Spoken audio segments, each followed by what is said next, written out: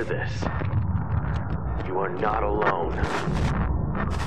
This is the Resistance. This is Chris Sheldon, the leader of the Resistance. If you are watching this, you are the Resistance.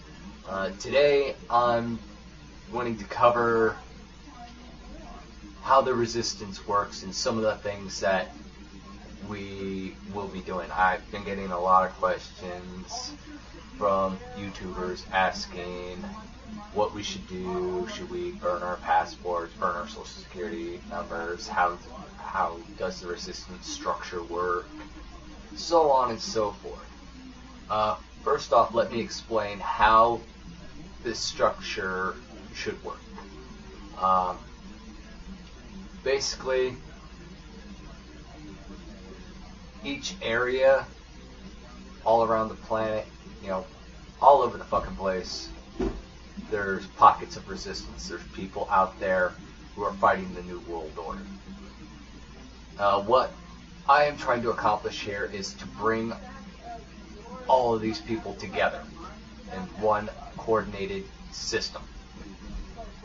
And basically, how I think would be the best way to go about that is in these individual areas.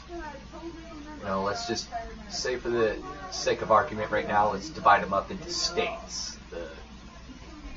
California has 2 units out here, SciTech and TechCom, and what I want to try to get going here is each state has its own unit or units. And there's no limit to how many people you can have in your unit if it gets too much for a person to handle. If it gets too big for somebody to handle, then we'll divide it up into multiple units. And the way these units will work is there will be somebody in charge of the unit along with 2 advisors. So you're going to have the head of the unit and their 2 advisors. And the heads of those units and or their advisors will report directly to me and my advisors. Kind of acting as I'll be acting as the central communications node, so to speak. And I want to try to get units established all over the planet. And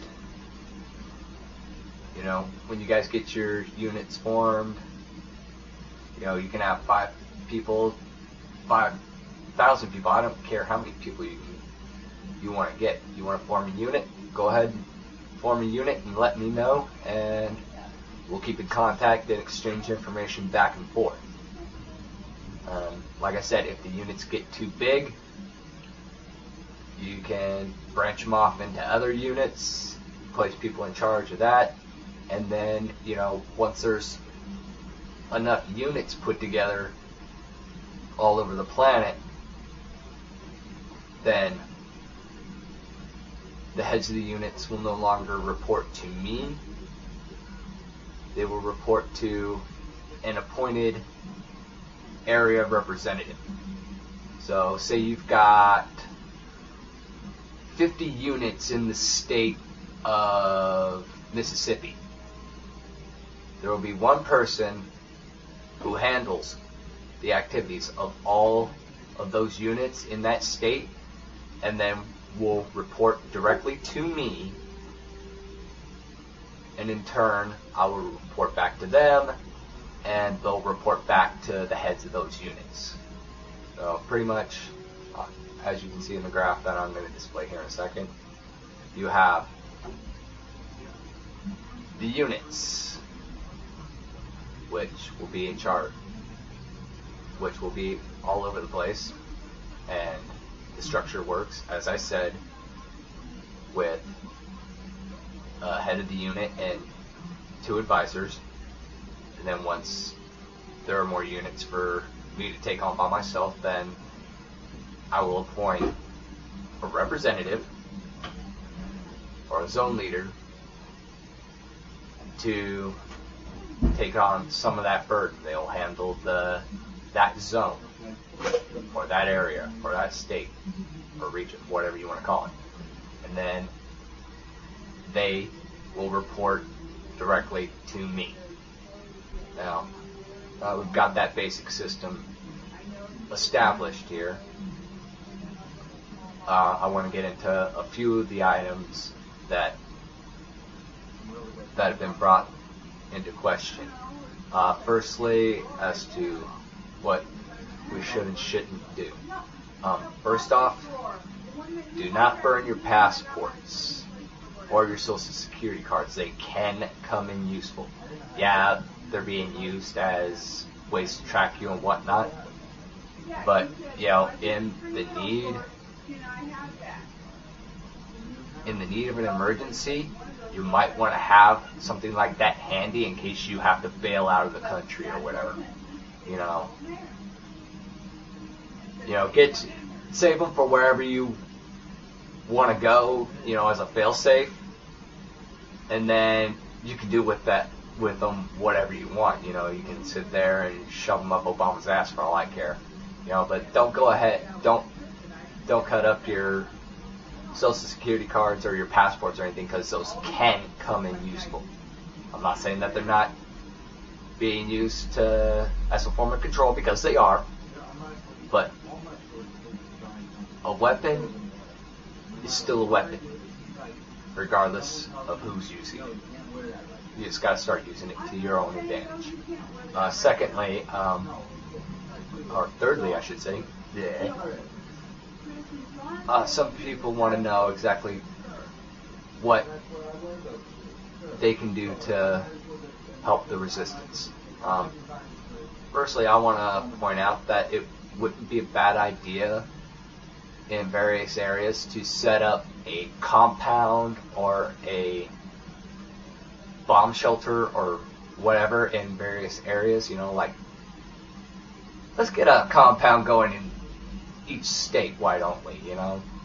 A place of refuge for people to go to that can train,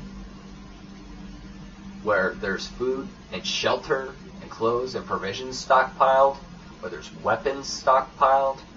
Basically everything you need in case of a nuclear holocaust or whatever.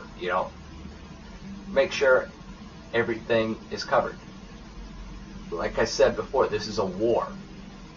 We want to handle things peacefully as we can, but nevertheless, this is a war and we should be prepared. So if there's anybody out there who believes in this cause and stopping the New World Order, that has the money and resources to put things like that together, like a compound or storage shelters, or even just like fallout shelters where people can go to be safe, safe zones, pretty much. Get compound, set up anything from as small as a food and water storage, gun storage, provision storage, all the way up to a full-blown compound. Set it up. If you've got the resources to do it and want to play a part in stopping the New World Order, that's a damn good start, in my opinion. You can hear this. You are not alone. This is the resistance.